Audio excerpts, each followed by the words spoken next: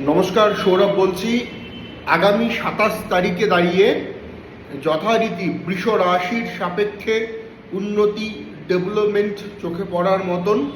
তুলা রাশির প্রাপ্তিযোগ রয়েছে, দীর্ঘদিনের কোনো ইচ্ছে পূরণ ঘটতে পারে। কুম্ভ রাশির শারীরিক রোগের রিকভারি ঘটবে, আর্থিক ভাগ্য ভালো হবে, পারিবারিক ক্ষেত্রে উন্নতি, ডেভেলপমেন্ট থাকছে।